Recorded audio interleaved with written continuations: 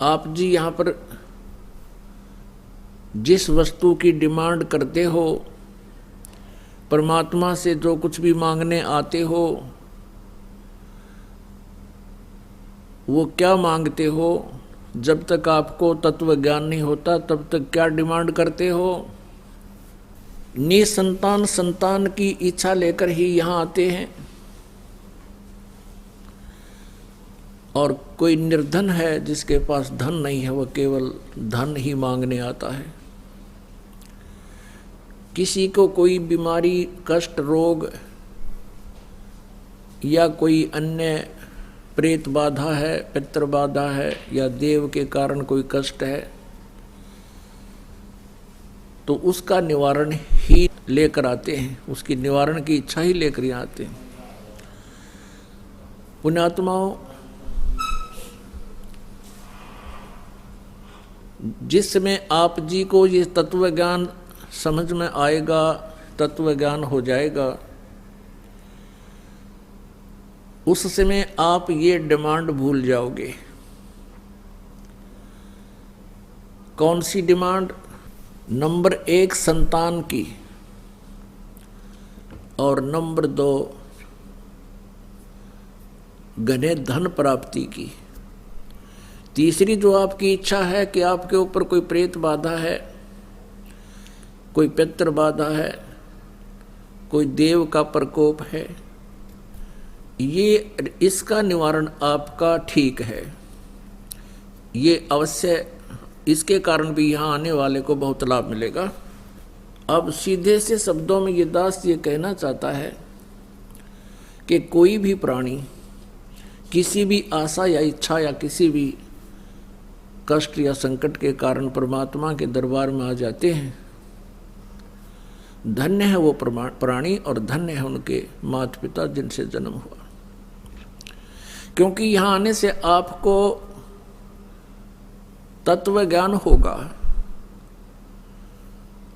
पूरा अध्यात्म ज्ञान हो जाएगा, सभी कर्मों से आप परिचित हो जाओगे, और फिर आप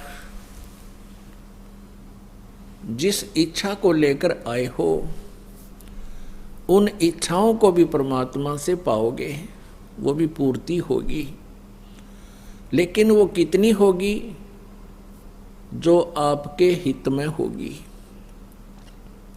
जो आपके हित में नहीं होगी, वो इच्छा आपकी यहाँ पूर्ण नहीं होगी। भले ही आप जी ये सोचते रहोगे कि मुझे ऐसा होना चाहिए था, मुझे ये होना चाहिए था, वो आपकी अपनी सोच होगी। परमात्मा क्या करेंगे वो परमात्मा ही जाने। जैसे एक रोगी व्यक्ति किसी अच्छे डॉक्टर के पास जाता है और वहाँ जाने के बाद फिर वो डॉक्टर को समर्पित हो जाता है।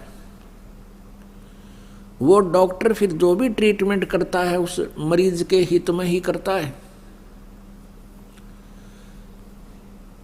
अब वहाँ पर मरीज अपनी नहीं चला सकता। वो रोगी यदि अपनी चलाता है, वो चाहता है कि मेरे अनुसार ही डॉक्टर कार्य करे, तो डॉक्टर उसकी जायज़ जो कोई भी होगी इच्छा, आवश्यकता, उसी को पूरी करेगा, नहीं तो वो अपनी ही क्रियाओं को करेगा, चाहे मरीज को बुरा भी लगे। अब जैसे डॉक्टर को लग रहा है कि इसकी जान जाएगी और टांग काटनी पड़ेगी जिससे इसका जीवन बचेगा, तो डॉक्टर उस कार्य को करेगा ही करेगा। आपकी राय अवश्य लेगा कि तू मरना चाहता है या जीवन चाहता है, तो जीवन चाहता है तो तेरी टांग काटनी पड़ेगी। तो फिर वो मरीज भी स्वीकृति दे देता। वैसे तो रोगी नहीं चाहता कि मेरी टांग कटे, लेकिन जीवन रक्षा के लिए वो टांग कटवाना भी उचित ही समझता है और बिल्कुल ठीक है। ठीक इसी प्रकार पुण्यात्माओं, आप यहाँ परमात्मा के दरबार में आए हो, और ये वो हॉस्पिटल है जो आपके जन्म और मृत्यु के रोग को नाश करेगा, समाप्त करेगा। और जब तक जन्म और मृत्यु का रोग आपका नष्ट नहीं होगा तब तक आप सुखी नहीं हो सकते। श्रीमद् भगवत गीता अध्याय नंबर 18 के श्लोक नंबर 62 में कहा है गीता ज्ञानदाता ने कि अर्जुन तू सर्वभाव से उस परमेश्वर की शरण में जा जिसकी कृपा से तू परम शांति को और सनातन परम धाम को प्राप्त होगा, शाश्वत स्थान को। गीता जी अध्याय नंबर 15 के श्लोक नंबर 1 से 4 में कहा है कि पूर्ण परमात्मा के प्राप्ति के लिए तत्वदर्शी संत की आवश्यकता है। गीता जी अध्याय नंबर 4 के श्लोक 34 में कहा है कि उस परमात्म तत्व को यानी तत्व ज्ञान को तू तत्वदर्शी संतों से समझ। गीता जी अध्याय नंबर 15 के श्लोक नंबर 1 में उस तत्वदर्शी संत की पहचान बताई है कि ऊपर को जड़ और नीचे को तीनों गुण रूपी शाखा वाला ये संसार रूपी उल्टा लटका हुआ एक संसार रूपी वृक्ष समझो, और जो संत इसके सभी विभाग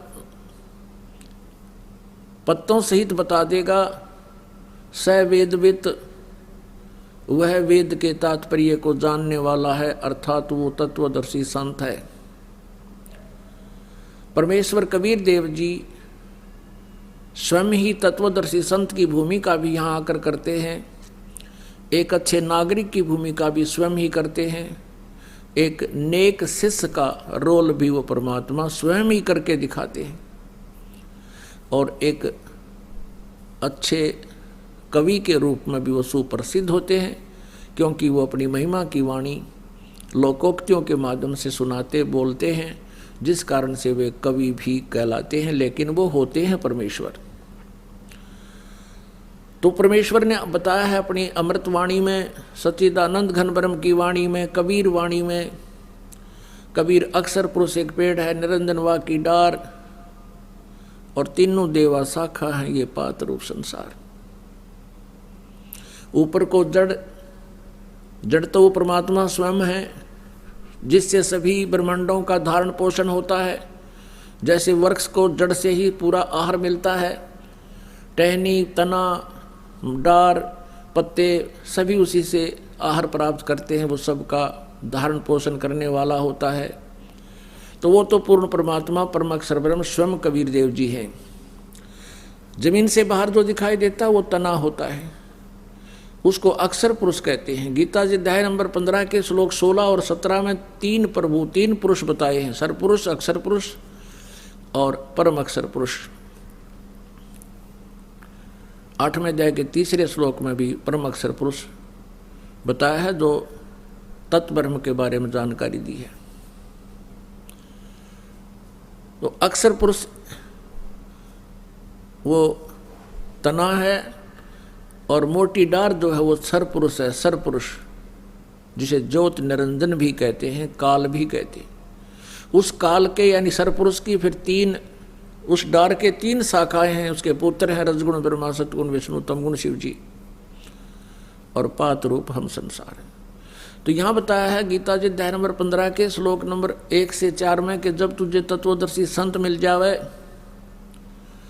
इस अज्ञान रूपी अंधकार को और तत्व ज्ञान रूपी शस्त्र के द्वारा काट कर अर्थात इसको उस तत्व ज्ञान से समझकर उसके पश्चात परमेश्वर के उस परम पद की खोज करनी चाहिए, जहां जाने के बाद ये साधक फिर लौटकर कभी संसार में नहीं आते। और जिस परमेश्वर ने सारे ब्रह्मांडों की रचना की है उसी की भक्ति करनी चाहिए, और ये सोच ले कि मैं उसकी शरण में हूं। गीता ज्ञानदाता कहता है वो परमेश्वर कोई और है, मुझसे भिन्न है, उसकी जानकारी मैं भी नहीं रखता, तत्वदर्शी संत बताएंगे। गीता जी अध्याय नंबर 7 के श्लोक नंबर 29 में कहा कि तत्ब्रह्म गीता जी अध्याय नंबर 7 के श्लोक 29 में कहा है कि मेरे इस ज्ञान को आश्रित करके, इस आश्रय करके, यानी मैं जो कह रहा हूं कि तत्वदर्शी संत की खोज करो, वो जो ज्ञान बताओ फिर उसे सुनो,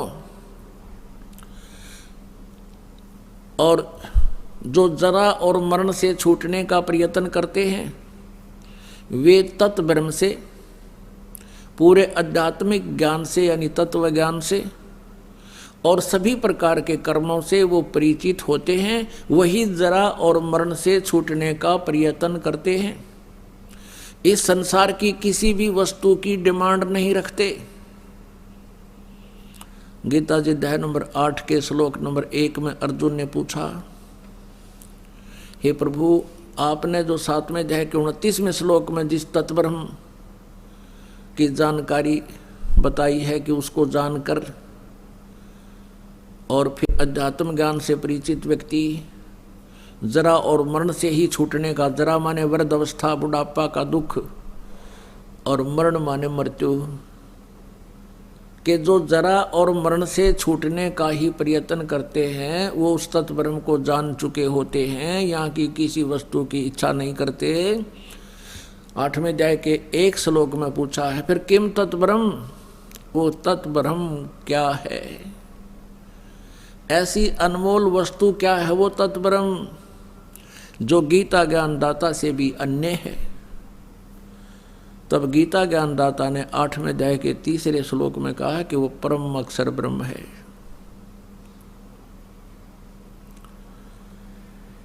और उस परम अक्षर ब्रह्म की साधना करने से प्राणी फिर कभी लौटकर संसार में नहीं आते, उनका फिर जरा और मरण का संकट सदा के लिए समाप्त हो जाता है।